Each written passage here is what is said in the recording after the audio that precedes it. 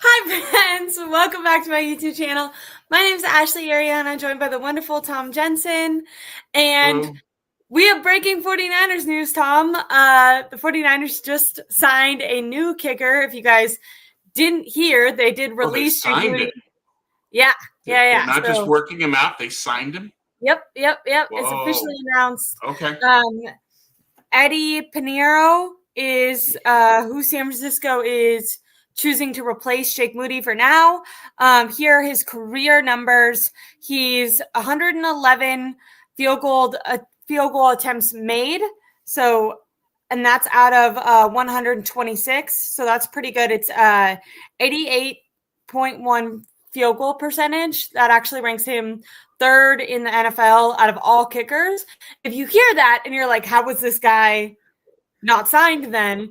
His issue is his strength is accuracy, Right. which is why he's been able to make so many. His issue is he doesn't have a really strong leg.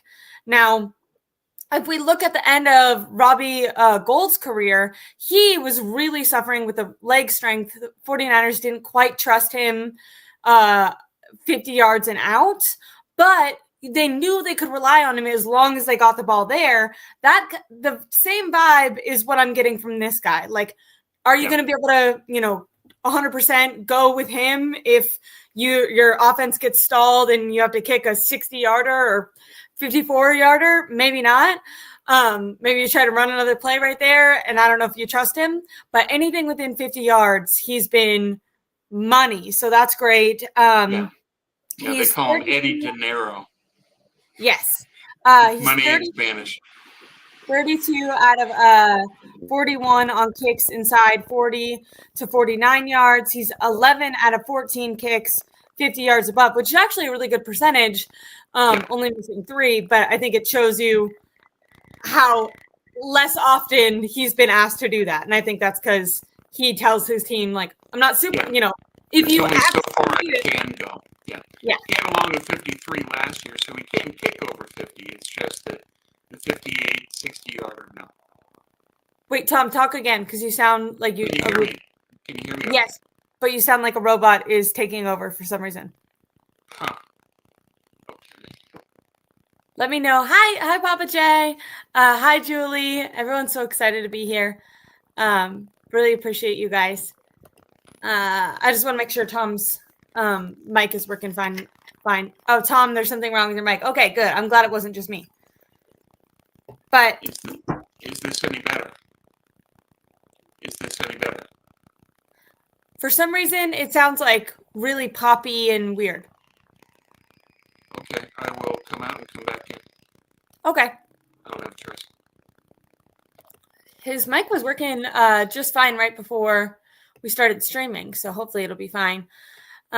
We might have a decent kicker. I think what's most exciting about signing this kicker is if he's bad, the 49ers will just cut him.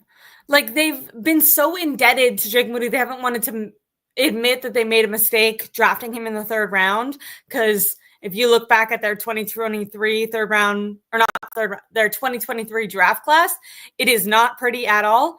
Tom Jensen has entered the stage. Hold on. How you doing, Tom?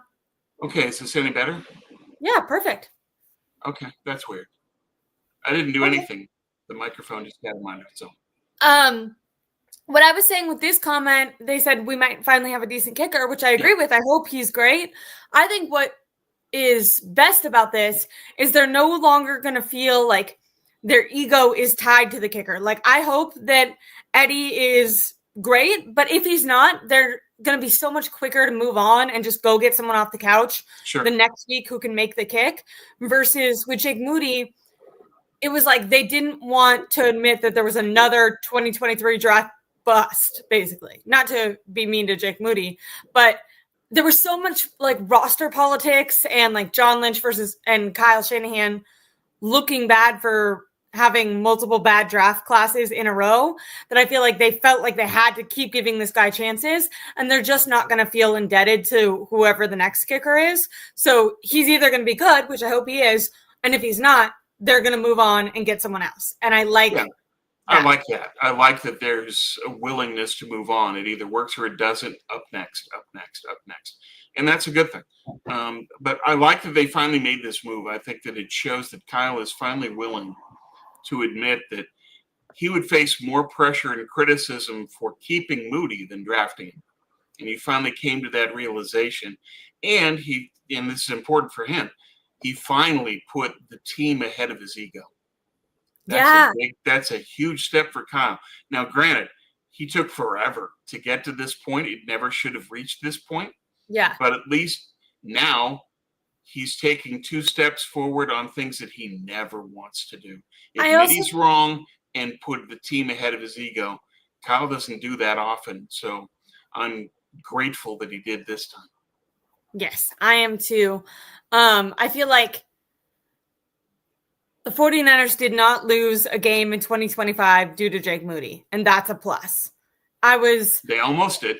When they had the kicker competition in camp, I was like, okay, there's no way they're going to let this guy go to the season because they know no matter how much pressure they simulate in practice, preseason, whatever, like they're not going to be able to replicate that environment. And for Jake Moody, it's not a lack of skill or like leg strength. It's something mental going on. And I was like, they're not going to let him, give him the opportunity to lose another game for them. Going back 2 seasons ago, I've talked about this before, but he had a horrible season.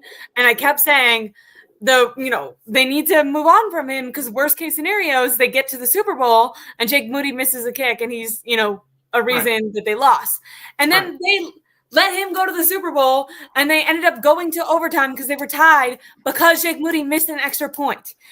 100 other things happened. I'm not putting a Super Bowl loss. It was death by 100 cuts, but he was one of the cuts. Yes, and so you think and so there you are. And Julie says in the chat that she guesses Shanahan got a good talking to. I agree.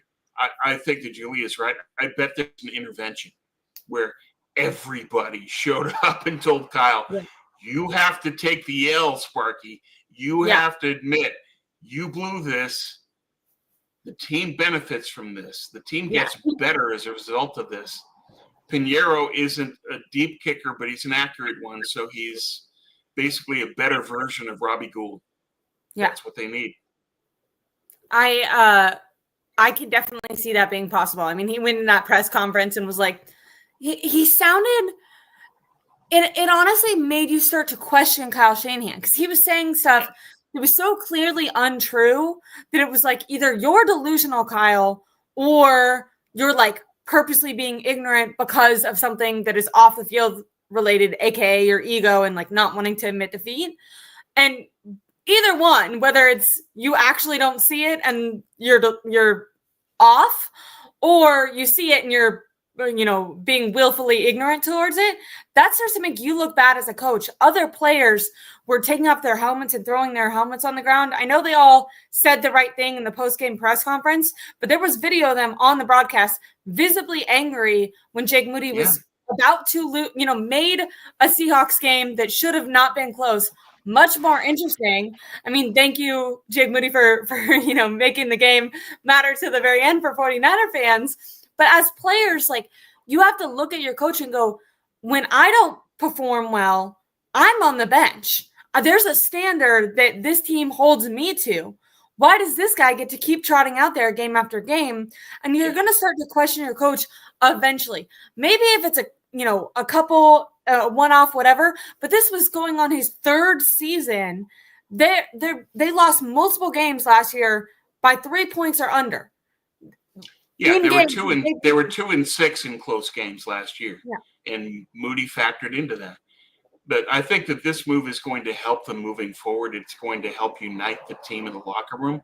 It's going to help the culture because it undercuts it when, as you say, you got a player that's not delivering, that isn't executing and hasn't for a long time, and yet he stays because Kyle made the stupid draft pick in the 3rd round. That's not a reason to keep a guy. And so finally they say, okay, it's time. So today we celebrate our Independence Day. And by the way, like, I feel like there is like a little bit of human in me that I feel bad for Jake, but it's hard to, I think a good perspective, if you're more sensitive like I am, to keep is Jake Moody has made millions of dollars in the NFL to be bad at his job. First of all, like he's a multi-millionaire. So he's, on his worst day, he's probably doing better than you if you're listening to this right now. And two, like, not only is this a new start for the 49ers, but it's a new start for Jake. As everyone has said, he has he needs the fresh start. Ability. It might just be like in the same way that Kyle had his ego, married to this, Jake was feeling this insane pressure. He didn't ask to be drafted in the third round. Right. He's had these up and down seasons. He's had teammates mad at him. He has the coach that can't even look at him, but then says he supports him. Like, I think Jake Moody has a better shot at being a good kicker eventually in the NFL on another team than he ever did here. So if you are sensitive, it was the right mood. And by the way, he might not be a good kicker anywhere, but if he does, I think he has a better shot somewhere else. Yeah, that's the if. I think that he has done so poorly that I don't think that he's going to get picked up by any team. I really don't. Sure. He'll end up having to go to the UFL and prove himself there, or the Canadian League. But he's done in the NFL for this year. Yeah.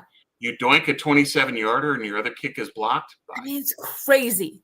Yeah, it's crazy that, like, why? If a team picked up Jake Moody on waivers, their fan base would go berserk. Yeah. You can't do it.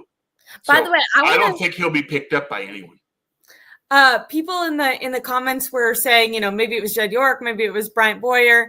I want to thank the Atlanta Falcons. They were having kicker trouble. By the way, new kicker. This wasn't some guy that is so. The second that they had kicker trouble earlier today, they let go of their kicker and signed someone else. And it was one of the kickers that the 49ers were interested in bringing in. And I think immediately they were like, no more games. We need to make moves. If the Falcons can't handle one game with a bad kicker, we can't handle our third year with a bad kicker. So I was also grateful to them for that. Lavon in the chat, yes, I've worked in PR. I know that you have to control the narrative. I know that's what's going on here. But at the same time, Shanahan let this linger too long. You've got a kicker that failed repeatedly, and he kept him anyway because he was a third-round pick. That perception creeps. And so I think that they were too long in making this decision, but I agree with you in terms of political at times and in not telling us and not showing how the sausage is made in the factory. That's part of what's going on here. Why Kyle had to say he's going to stay because he hadn't talked to Moody yet. He could have given a better answer than that, but in the moment, Kyle can sometimes do things like that. And it's just, that's welcome to the NFL. That's how this works. And Kyle doesn't owe the media anything. He doesn't owe them truth. He doesn't owe them much of anything. But yeah, I know that you have to control the narrative. The Niners are very cognizant of that. And so be it. But yeah, I'm with Mr. Corey. He's gone. Yeah. Jake Moody has left the building. Thank God. I wasn't discussed last with Moody at the time. I agree that you have to control the narrative, but I'm kind of with Julie. There's a difference between giving a PR response and just straight up coming off as incompetent. When a player performs, Kyle doesn't improv well. Kyle will improv plays, but he can't improv what he speaks. Yeah. He said what he. No one is looking at the narrative that Kyle was putting out on Jake Moody and going, he's doing a good job at controlling that. Like, he was making it look worse because when you see a car crash in front of you and then someone comes out and goes, we planted a flower, and you see flames, you're not dressing it up. He was completely Jake Moody was making insane misses, 26 yards, block punts, kicking out of bounds, like horrible. And then Kyle would walk up there and be like, he had a great preseason. And you're like, this is just not, you're not helping anyone. Like, you're not saying like, he had a hard time, but we believe in him. Like, he was just in straight up denial but it's just in the past and moving Kyle on. Doesn't do that well. And so you chalk that up and say that's a weakness of Kyle. part of the reason they have Lynch is to have the Kyle interpreter, and that's essentially what Lynch is. And so when Kyle gets up there and there's no Lynch, Kyle has to improv, and he'll walk into things and make mistakes. That's who he is. He's not comfortable in that situation. He doesn't think in his feet that well in a press conference setting. He does as a coach. So, for the most part. A lot of people are talking about the Seahawks game, and I definitely want to get your opinion on it, but I do want to get through some logistic stuff first. Sure. Around the same time, about 20 minutes ago, when the 49ers announced that they had signed Eddie, they also announced that Jauan Jennings, who I did update, he had MRIs. His MRIs came back clean, but then he was going to get a CT scan on his left shoulder. He left the game, Sunday's game against the Seahawks, with a shoulder injury, was really bothering him in the locker room. They ordered that CT scan, and the CT scan also came back clean. So now Jauan Jennings is officially day-to-day.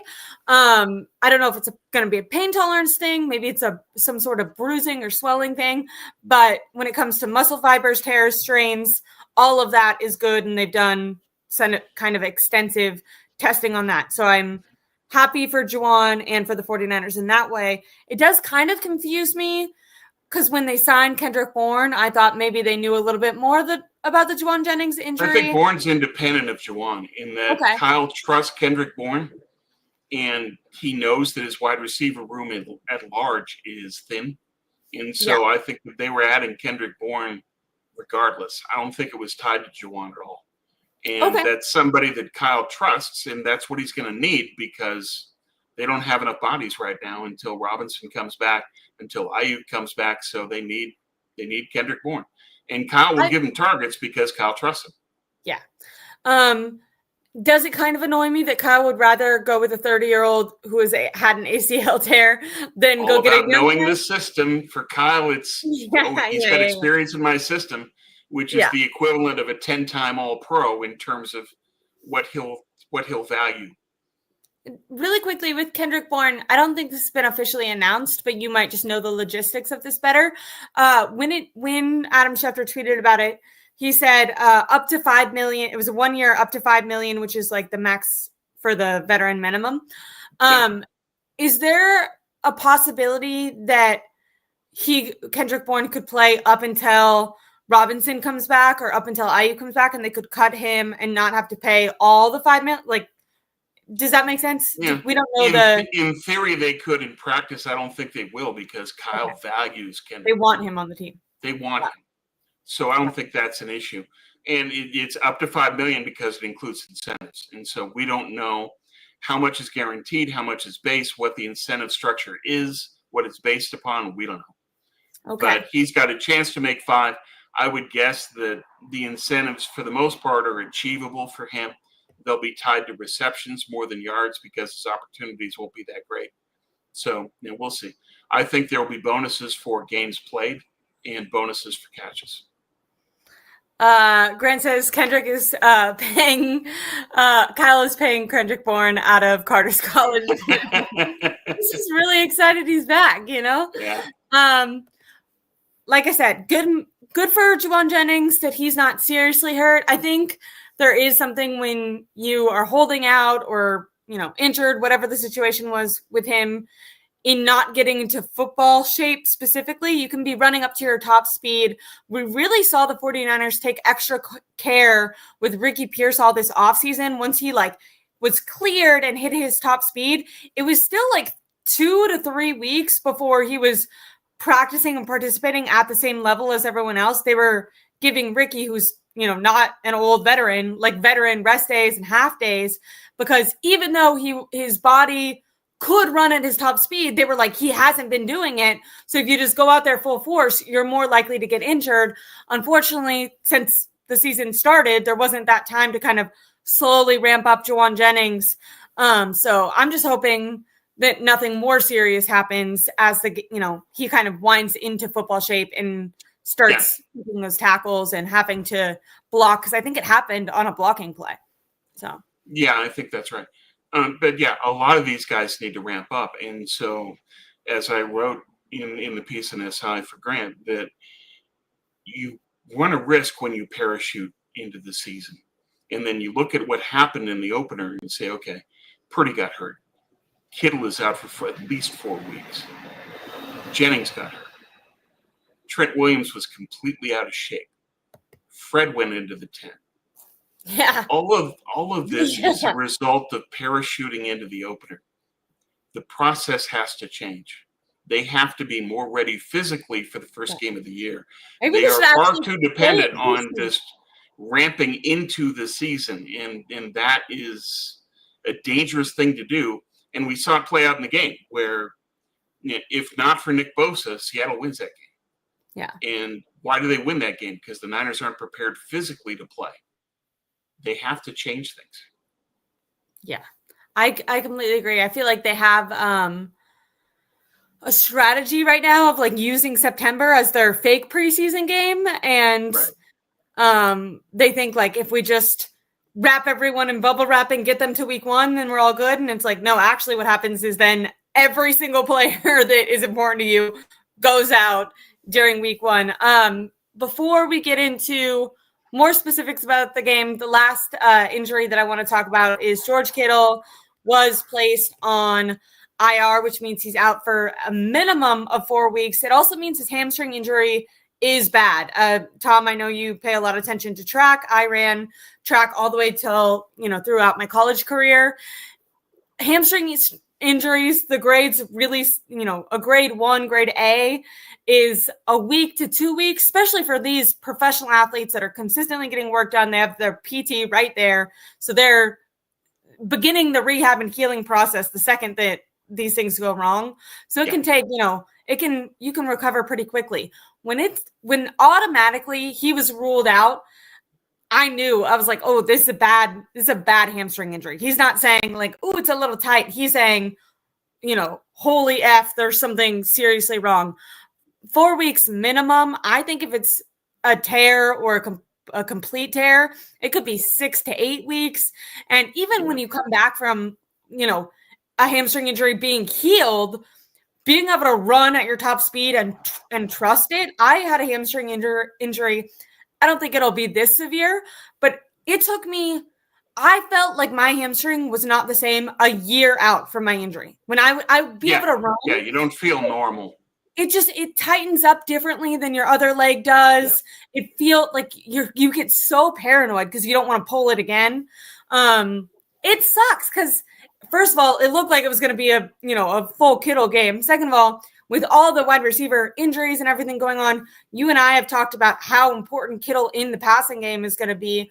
Especially, he is, in my opinion, a star. I've wanted them to give him more targets every single, year, especially in the red zone. They walk down the field on the first drive. They target him in the red zone. I'm like, this is everything we've talked about. And then he goes out, and it's a bummer. Now, in his replace, the backups played well, but tell me what you think about it. Give Jake Tonjes credit for stepping up when he had to and being one of the heroes of the game. But maybe a game-saving play. I've heard, the speculation is it's a grade 2. And normally that is, as they've said, 3 to 5 weeks. And while he's on IR for 4, the 5th week would be Tampa. I don't want George Kittle with that injury flying across the country twice. Yeah. No way. So unless he's fully recovered in time before the Tampa game, I don't think he plays in that one. I think he'll play in the game against Atlanta at home at Levi's the following week. I agree with you. Depending on how he recovers. It might take even longer, but I would not play him until the Atlanta game. Yeah, I heard someone say, like, he needs to be in Tampa. They're going to need him to win. And I'm like, if he gets on that flight and travels across the world, he's not going to play. Like, this is not going to be the George Kittle we remember. And it made sense that they were putting him on IR because that week right before, it's a Thursday night game. So he wasn't going to play in that one. This gives him a little bit more time. But I agree. I think his first game back should be a home game where he can have his trainers, he can have, go home after and kind of see how he actually recovers and feels after testing it out. I don't think he needs to stress it out and then go hop in the air and add to that swelling. Right. Given the importance of Kittle to this team throughout the season and especially the playoffs, I don't think you can risk letting him get on a plane twice cross country. It's just a bad idea. So I would not expect him to play until the Atlanta game. I get the argument. Yeah, and Eric is exactly right. You don't want to do that. The swelling would be bad. And, I've gone through that personally when I've had injuries like that, and it's just, it ballooned, it watermeloned. I had a knee injury, and it just blew up on me. And that's what happens to you. And I've heard that from athletes in all sports, football, basketball, track, soccer. All of them have gone through that. Yeah. You don't want to do that. So I think that we need to pencil in that Kittle's not going to play until the Atlanta game. I get the argument that they need him to beat Tampa, but not if it means sacrificing Kittle for the rest of the year. You can't afford him to get re-injured, and that's why you keep him out.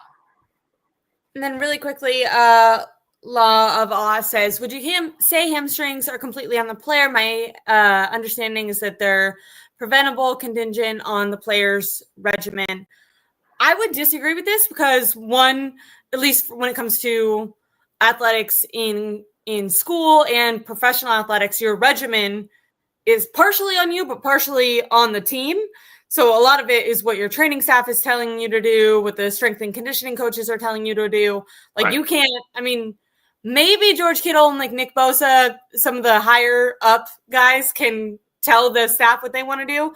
But a lot of players are told by their NFL team what their routine is going to be. Yeah, the strength and conditioning coaches make the call on most of that regimen. So it's not necessarily on the players per se. Somebody that's on a higher level like Kittle might have his own training staff on top of that. So we don't know the specifics, but I wouldn't point to George and say, this is on you, dude. I don't think so. I would also say, like, could it be because your body is, hamstring injuries can definitely come about if you're out of shape, if you're overweight, if you're, not kind of up to speed. All of those things are true, and that is a little bit more, I guess, on the player or on the coaching staff to not build up the strength and the stamina in those muscles. But I would also say that I think age has a lot to do with soft tissue injuries becoming more like there's only so much, even if you're training perfect, even if you're eating perfect, there's only so much that your body can take. And these guys are pushing their bodies to the max day after day for years and years. Eventually, like a lot of people, I've heard this in basketball, have said you can only play basketball for so long before you tear your Achilles. Like, it's just like, and I'm not trying to say, they're not trying to say like everyone is going to, but they're saying like the human body has limits and you can have the perfect routine, the perfect nutrition and rest and push. And eventually like you are human. And as you age, these muscles are more at risk. The more wear and tear you have on it. There's only so much elasticity the body can provide, and then age starts taking that away, and you become more fragile. There's no avoiding that.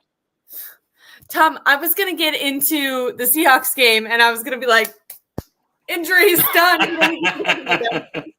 We won. Hey. There's another really important guy who's injured. Brock Purdy. It was announced he's injured. He has a shoulder and a toe injury. When asked about it, Kyle said that the toe injury was worse than the shoulder injury. This absolutely terrifies me. He said, if necessary, Mac Jones could go against the Saints, but Brock Purdy's not ruled out. They're going to see tomorrow. They have NFL off days on Tuesday, so tomorrow will be their first day back at practice, and I'm sure they're going to see, what Brock Purdy looks like. Part of me really hopes that Brock Purdy, A, isn't that hurt and can play. And then B, I totally lost my train of thought. And then B, I am worried that if he does push himself to play with a shoulder injury, is that going to put a little second in his brain that says maybe I shouldn't run because if I run, I could get hit on the shoulder, or if I'm standing in the pocket and someone tackles me, like maybe I'm going to wince and I could throw the ball differently. So if he's not 100%, part of me is like, have Mac Jones go in there. You can beat the Saints. Like the Saints are not a very good team with Mac Jones. So I'm kind of back and forth. Normally I feel like if there's a possibility that you can go, you want your quarterback to kind of push themselves. But with these injuries specifically, I feel like the toe might affect his mobility and the shoulder could affect some decision making. And you don't want to make for your quarterback, a shoulder injury worse. Yeah. Well, and you also have to factor in the surface that they're going to be playing on in the Superdome. If you've got a bad toe, do you want to be playing on that field? No. Oh. So I think that it's better to err on the side of caution and say that we're playing the worst team in the league. We can start Mac Jones and still win. Let's let Brock heal and get better. Yeah. Tom, Brock Purdy is hurt right now. He might not be so badly hurt, like he might be able to play. But it does worry me that eventually he's going to be a lot more hurt, and that if Mac Jones did come in, then Mac Jones would be hurt, because Brock Purdy was under pressure all game. Part of this was because 33% of the dropbacks, 13 pressures during the game. I mean, Tom, and by the way, the guy who did the worst, the on the offensive line, Trent Williams. Yeah. What are we doing about this offensive line? I mean, you and I have been talking about this for ages. Yeah. Trent parachuted in, and he didn't put in the work to prepare for the season. So he's just telling himself, I'll just use the season to get better. The problem with that is you're getting paid an average of $27 million a year. And you're going to say, okay, I'm going to ramp up to get into shape during the season. So there goes 4 games. I get hurt for 3 to 4 games during the year. So really, you're getting $27 million for 8, 9 games. That's a problem for this team. And they're going to need to talk to Trent and say, look, you need to be in much better shape to start the season than you are right now. Because his leg drive wasn't there. He could make some plays, but he wasn't Trent Williams. This is the worst game Trent has played as a Niner. Why? Because he wasn't prepared. And this is what happens when you parachute in. I was actually surprised. Not trying to say anything bad about Trent, but I was surprised that he didn't show up on the injury report. He did leave the game for a second, but then came back in. But I thought just like Trent's ego and pride, we've kind of seen him before when he's had slight ankle stuff. He's like really and played, not up to his standard. He's been like, it's my ankle. Because we know that Trent's reputation means a lot to him. No matter what, he's going to be a Hall of Fame player. But I think this game solidified that they're absolutely using whatever, wherever they are in the first round, they're using that on a left tackle. They locked up Colton McKivitz this week so that, they don't have to be desperate to get a right tackle. All of this pisses me off because they've had 2 off seasons where they could have gotten guards. Because, by the way, Ben Barch also got hurt and didn't play well. Always. They could have gotten guards. I know they had Clarna Colby, but 7th round. They could have gotten tackles. They could have depth pieces behind McKivitz and behind Trent. They knew that McKivitz was going to end up costing a ton of money, even though he's not, a great player. No. He's at least there and serviceable. I don't think it was a ton of money. I think that they got him at a reasonable price for a starting right tackle in the league. Yeah. But basically what they're doing is they're investing in the right, saying, okay, we've got that set. We've got Purdy and McKivitz. Now we don't have to worry about getting a right tackle on top of getting Trent's replacement. Yeah. So now they can deal with one player. And I think that that's the first round pick next year is as left tackle to replace Trent eventually, but who will probably start at left guard in his rookie year. But what makes me mad, I agree that is their strategy. What I'm expressing frustration in isn't okay, maybe they would have signed Colton no matter what, but to me, they made that move so that they could focus on drafting a left tackle in this draft because they need to narrow down what they're most desperate for in this upcoming draft. And it's obviously going to be a Trent replacement. But what I'm saying is if they would have thought ahead, like any other good GM or team, they could already have players in the wings developing behind Trent, competing with Colton McKivitz. They could have had guys doing that right now. But who does that? Howie Roseman. Who is the Niners GM? Kyle Shanahan. This is the problem when you have your head coach as your GM, is it leads to stuff like this. You don't have the backup ready. And that's a function of having Kyle as the real GM of this team. There's a lot of issues that pile up. This is one of them. Yeah. We have some super chats. This one is hilarious, but it's $20. So thank you so much, Cliff. Nice. Super cool. Okay. For the little white girl. I appreciate it. I'm And then I don't know what else to say about that, but anytime you want to give me $20, I'll be happy about it. That's cool. And then Grant says, how many games will the 49ers win with Kittle and Brandon Ayuk both out? Yeah, I felt like George Kittle was kind of the saving grace for the wide receivers being out. It was like, okay, well, they signed Luke Farrell, who actually ended up having a catch, but they signed Luke Farrell, and they're just going to pseudo use George Kittle as the pass catcher until these guys come back. That was the plan. Oops. Yeah. Okay, so to Grant's question, one, that they win the New Orleans game because New Orleans is the worst team in the league. Can they beat the Cardinals? Maybe. No. The problem is, okay, you've got Arizona, a vastly improved Jacksonville team who gave up no sacks and only 6 pressures. Liam Cohen is making a huge difference for them. Then you've got the Rams, Tampa, Atlanta. The Niners could go 2-0 and then go 2-6. That gets to Grant's point. I don't think they will, but I do. If I had to map this out right now, I'd say 3-5. See, they don't have what they need. They don't have the pieces. Once they face better teams, it's going to get a lot harder. The connection with Ricky Pearsall looked really good, and we did see a little bit more creativity in like God have it downs from Kyle. The offense really didn't score much, and Seattle, like when I watched both the 49ers and Seattle play on Sunday, it just looked like neither team was going to do, neither team was going to get to the playoffs, or they were going to not compete once they were there. So you're right. Once they're going against a better team, maybe they don't look as serviceable.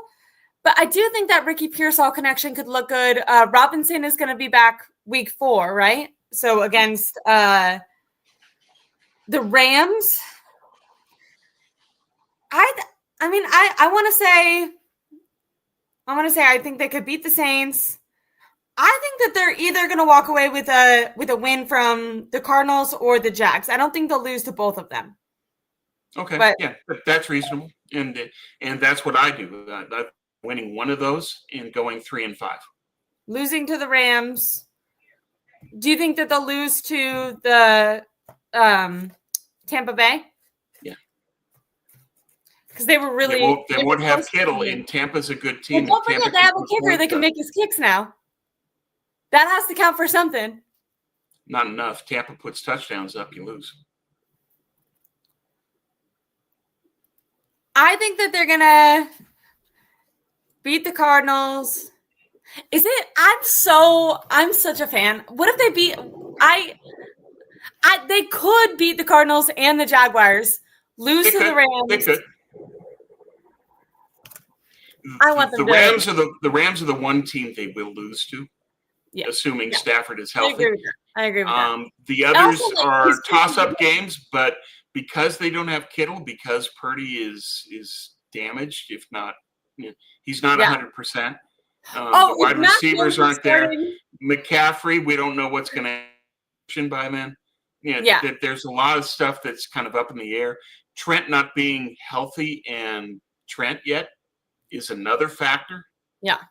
And when you go up against some of these teams, they've got pass rushers. Okay. I'm going off of I'm interpreting this question saying George Kittle and Brandon Ayuk are out, but Ricky Pearsall's healthy, Chris McCaffrey's out there, but Brock Purdy's out there. But if Brock Purdy is actually severely injured and not playing like himself, or it's Mac Jones, if Christian McCaffrey gets hurt, game 1, 31 touches. What the hell was that, Tom? It was crazy. I have to intervene there. Changes. What was I saying? Every single podcast we had for weeks, Christian was going to get as many touches as he did in 2023 for the exact same reason: money. He doesn't have any guaranteed money left. Kyle is going to feed him to Stat Hunt to get the extension. And as long as Kyle is the GM, he will take care of Christian next year, even though that will be a very dumb move. Christian is done as a runner. He's a much better receiver now. So you have to give him enough carries so that you set up his passing game. But 3.1 yards per carry, that's not going to get it done. and he's going to continue to do that. So we were saying, all summer I was saying, you were saying they got Brian Robinson there. It's going to be a tandem, and I keep going. Did you see how good Jordan Mason looked too? That was upsetting last night. Yeah. At one point, he was Jordan Mason. Kyle never liked Jordan Mason. He was always going to get rid of him first opportunity, and he did. But they got Siegel as a part of the Jordan Mason trade, so they got a player they need. With Foot's comment, I think that we could go to talking. I have evaluating the defense, but talking a little bit about the game that they just played and our reflections on it. Because I think this is an excellent point. We're so distracted from focusing on the kicker that we're missing that the 49ers looked a lot like last year. The main difference being instead of the defense holding, and eventually breaking because they got so tired down, Robert Saleh, his defense looked really good. You could definitely see the difference in the amount of energy they were playing with, and they did not break at the end. They were able to rally. Jake made a game, winning, saving play in intercepting the pass that was supposed to be to him at the very end. Nick Bosa really came through.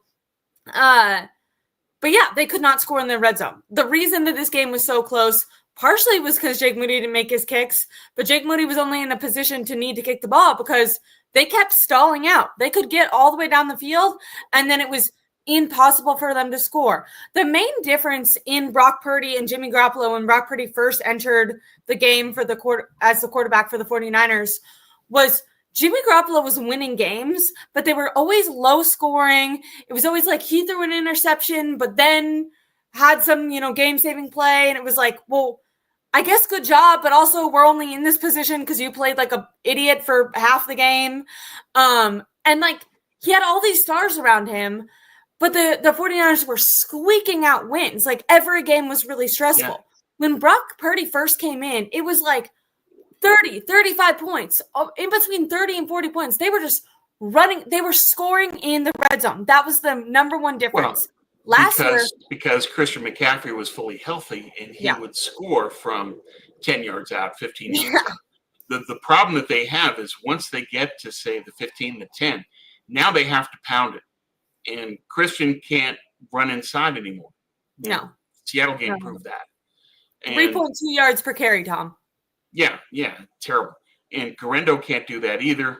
Brian Robinson, even though he's got the size for it, is more of an explosives back than a power back. The guy they really need is Jordan James, who can run between the tackles and get those yards. They're going to need Jordan James to help them in the red zone. I think he's going to be key. I don't know when he's going to return, but they need him back ASAP because with Kittle out and with Jennings hurt, how do you get those red zone scores unless Christian is scoring from 10 to 15 yards out or Ricky Pearsall or whoever? That's where you're going to need Jordan James to pound out the yards. He's the guy. He's the one that's going to have to get that done. Yeah, absolutely. What sucks about Kittle being out is that's what I thought their little wrinkle was going to be. I was like, it was. Yeah. Because Ricky Pearsall is not, he's more of like a crossing route. He can get some, but he's not, a super speedy guy. He's not a physical player. You need a physical player to score in the red zone. They don't have that. You can try to get Jake Tonjes the ball, but you're not going to get the benefit of having Reek Woolen giving up touchdowns by being completely wrong in how he reads the play and out of position. You've got the pass that defines the game, and Reek Woolen is falling away from the ball, and Tonjes is coming toward it, and that's why Tonjes made the catch. Yeah. Reek Woolen was horrible. Yeah. He gave up a perfect passer rating against. The passer rating against Woolen in the game was 158.3. Yeah. Seattle is going to have to adjust to that quickly. Woolen is no longer a starter in the league. Yeah. Penalties were also a big issue. I think they got up to 9 penalties. At one point, they had 8 in a row penalties for the 49ers in this game. And that was definitely something that killed them last year. They would, have bad field position due to penalties, drive stalling due to penalties. So they were over. Someone said this to start the stream. They won a game. They won a divisional game. This game could end up being what makes or breaks the 49ers getting into the playoffs. They don't play the Seahawks again, I think, until week 18 at home. So this game, it's great that they won it. It's great that they were able to overcome a game that it felt like a game from last year, but instead of losing, they won. So that's a good, shift. But as you said, I don't think we can rely on this like incredible catch and opportunity to win the game every single time. Like that's kind of ooh, you really got lucky there. Like wipe the sweat off your chin and, adjust moving forward, because that cannot be the the game script. Yeah, you can't rely on catching lightning in a bottle for the win every week. And that's what they did in this game. And so let's quickly break down the Seattle game. There's a lot of positives to take from it. Pearsall stepping up, playing well. Yeah. I think that the defense, give Siegel credit. He played well. He played a solid game. Really well. He got that fumble recovery. I think the strip by Renardo Green on JSN was one of the biggest plays of the game. If JSN makes that catch, the crowd goes nuts. They've got momentum. They're driving. Yeah. I thought it was such a fantastic play to watch. It was a really heads up play and great to watch. Yeah. Yeah. It was just like, oh, you have a guy. I actually saw some people. I'm not like great at understanding the defense totally. So I saw some people saying that they thought Renardo Green had a great game. Maybe that play or had a bad game. He Maybe had a game of moments. And that was true of the Niners and the Seahawks both in this game. It was a game of do or die moments. The Niners did. The Seahawks died. Yeah. And that's part of it. So I give Robert Saleh needs a game ball. He get a lot of credit for how he dialed up 5-man fronts, great blitzes. They were money on third down. Seattle had the worst third down conversion percentage in the league in week 1. Oh, look at that. A lot of credit for that one. And that's the main difference from last year. Last year, they were 27th in the league in third down conversion percentage against. This year, Gabe won first. That's Robert Saleh. Give him credit. Yes. Now, that said, Clint Kubiak is the offensive coordinator for Seattle. 8% of the dropbacks by the Seahawks were play action. And that was what Darnold lived on last year in Minnesota, was play action. That's how he succeeded. You only call play action twice in the entire game. What are you doing? Nice. Why was he throwing to JSN so often? Where was everybody else? Why wasn't somebody in Darnold's ear to say what's going on? And here's the biggest omission in the game plan by Kubiak. The Niners' biggest weakness is pass coverage at safety. They didn't challenge it ever. Yeah. I mean, they threw at safeties when they were playing in the parking lot and they were playing way deep and they threw underneath to hit them. But they never challenged the safeties in coverage. They didn't throw to the tight ends. They didn't throw to any of the other receivers besides JSN. The game plan was lazy. It did not scout the Niners for their weakness. That's unforgivable on an NFL level. Yeah. That's why I am not being shy in just blasting Clint Kubiak. He, more than anyone else, Clint Kubiak lost this game. Robert Saleh won it. Nick Bosa won it. Jake Tonjes won it. But it also took people losing the game. It took McDonald not going for it on 4th and 1, and it took Kubiak having just a foolish game plan. Just what are you doing, dude? I mean, when I asked you the keys to victory, you said the 49ers, they need to be careful about their safeties because that's how the Seahawks are going to win. And then the 49ers didn't have to worry about it. And they didn't throw at them. Yeah. I was throwing my hands up saying, you fool. But thank you. But still, it's just, come on, man. You're in the NFL and you're making the same mistakes the college guy did. I mean, it's just, this is stuff Ryan Grubb did last year in Seattle. And Kubiak does the same thing. If I'm the Seahawks, I'm a little bit worried about Clint Kubiak. Yeah. That was just unforgivably bad. So how did you anyway, all of that, then you just say that give the Niners on defense. They made the stops when they had to, and they were absolute money on third. They were helped. and all of that because Kubiak didn't challenge the safeties. It's dumb. Can I ask, because I feel like you have a better eye for this. Michael Williams, I know on the last play of the game where like Nick Bosa did the strip fumble, really saved the game. Yeah. Michael Williams randomly had like 3 people blocking him, so he was taking on a ton, which opens up Nick Bosa, which is one of the reasons they needed to get another guy on the other side of him. So that's great. But I did hear for the rest of the game, he didn't do great. I want to preface, he's 20 years old. We knew he was going to, like, no one is anticipating him being an all-star player right now. I'm at least hoping he develops not just next year, but as the season actually goes on and gets better and better. But what did you see from him? Because I did hear it wasn't the best game. He wasn't dominant, but he drew attention. And what the Niners and what Saleh needs is for Michael to be a magnet, to draw offensive linemen to him. Because look at the third down success rate when Michael went inside to pass rush, even though he didn't have the numbers of the stats. Look what the team will execute because Michael occupied offensive linemen. So he still had his role to play in terms of Saleh's game plan. He's going to have to learn the NFL. He never really had that big a pass rush arsenal at Georgia anyway. He basically won on physicality. And the problem is then you get to the NFL, you can no longer win on physicality because everybody's a beast. So he's going to have to learn. The guy that was worse was Alfred Collins, who only had 9 snaps, got put on skates because he plays too high, was blocked in the back on one play because he didn't know even where he was supposed to be or who was blocking him. That's frustrating. It was pretty bad. This is your second round pick who you're counting on to anchor the run defense, and he doesn't know what he's doing. Do you think it's going to be a long time for Collins to get to where he needs to be, to where Saleh's going to play him more than 9 snaps? Yeah. CJ West didn't have a big outing either. Do you think is that because of ability, or is that because they don't want him playing a lot more than Collins because that looks weird? Later? I think that CJ is just going to have to eventually earn his way forward, but unlike Collins, he knows what he's doing. He does have a game rush plan or a pass rush plan. He does have a physicality where he can take on guys at the line of scrimmage on the NFL level. He's got that level of core strength. So I think CJ will get more snaps over time, but it's going to be a process. It's going to take him a while.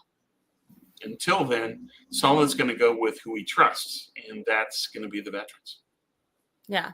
My dad says that they need to do their job and draft someone to be on the other side of Nick Bosa so he can do better. I think that was the whole point in drafting Michael Williams. I think we don't love to give him Kyle credit, but I think that they have attempted to get a guy on the other side of Nick Bosa a lot, and they've failed to get a guy, but they've gotten guys in free. Unlike with the offensive line, they've just straight up ignored it. They have drafted guys. They've brought guys in from free agency. They have paid guys. So I don't think it's a lack of trying to get a guy on the other side of Nick Bosa. And I think they're hoping that some of these young guys end up being that. But yeah, and they're hoping that Bryce Huff will have a role to play over time. Yes. And we'll see.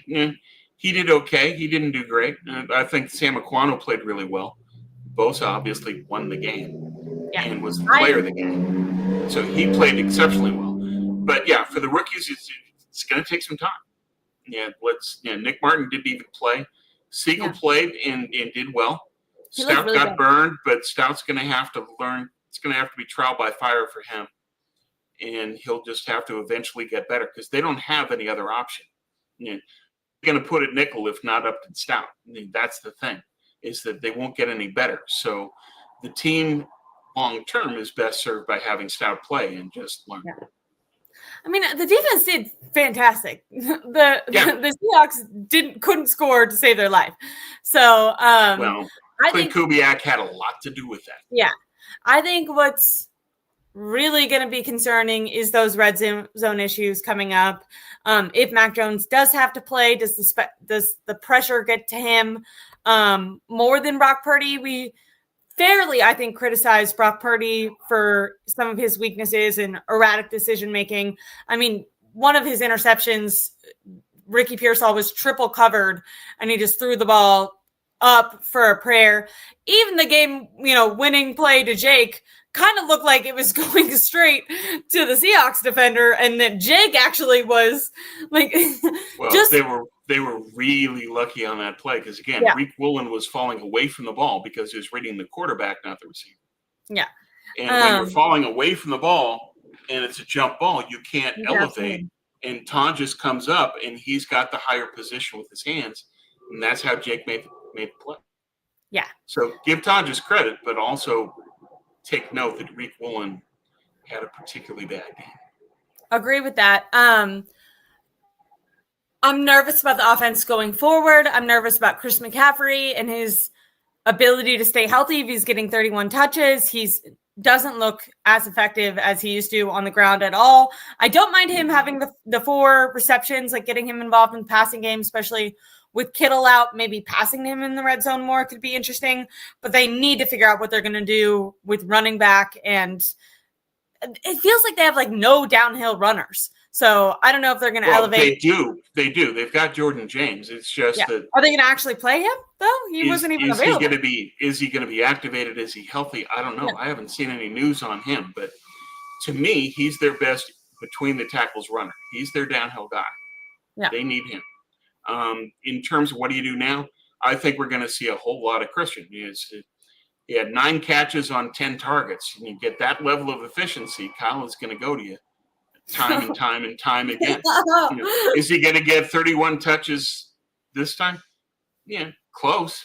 The exact same thing is going to happen for the exact same reasons. CMC getting this many touches is about his money. It's about next year's extension. And Kyle wants him to get that.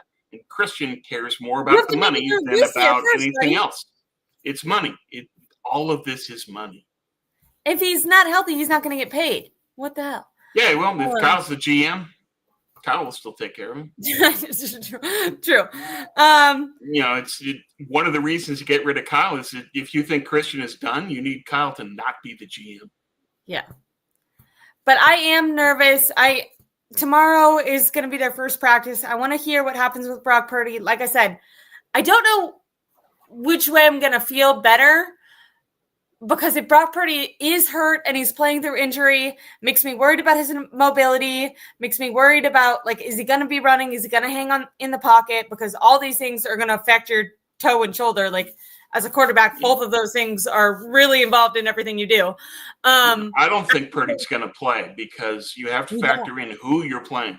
New Orleans is bad, and I think that they're better off just saying that we can take advantage of this. It's almost a buy to play the Saints. They're that bad. So quickly to preview them, they shoot themselves in the foot a lot. They had 13 penalties in the opener. I think that was most in the league. Spencer Rattler's their quarterback. He's not that good. No. Their touchdown was Alvin Kamara basically on that drive. Their defense, they just lost. Their safety is out for the year, Julian Blackmon, who I wanted the Niners to get. He's injured and gone for the year. They have to put a rookie in at safety to replace him. That's a guy you can pick on. Kool-Aid McKinstry was somebody that Arizona targeted early and often. Marvin Harrison Jr. blew him up. Kool-Aid couldn't guard him at all. So the Niners need to go at Pearsall and target Ricky and say, go after Kool-Aid, beat this guy. He can't cover anybody. So that's part of it. Cam Jordan had a resurgence. He had a bad year last year. He was great in the opener. 1.5 sacks. Tackles for loss, very disruptive. And he's going up against Trent, and you've got a quarterback in Mac Jones that cannot handle pressure, scramble, and isn't elusive. That's going to be a problem for them. So they're going to need to have a game plan on how to deal with Cam Jordan, because he's the playmaker for their defense. Got the Saints, I look at this and just they don't have enough guys. Chris Olave got hurt in the opener. Not sure if he's going to play. That poor guy is hurt every time I've heard. And he's hurt all the time. Yeah. They had one of their linemen got hurt, Fuyasu. And, we'll see. Their tight end, 83, is really good. They went to him a lot. And basically they've got 3 or 4 guys. So the Niners, even if you don't have Kittle, even if you're starting Mac Jones, you should not have a problem with the New Orleans Saints. Because you can throw on them, you can run on them. and the defense can cause a lot of problems for Rattler and force him into interceptions and turnovers. Okay. I'm most nervous about seeing how Mac Jones handles pressure. Yeah.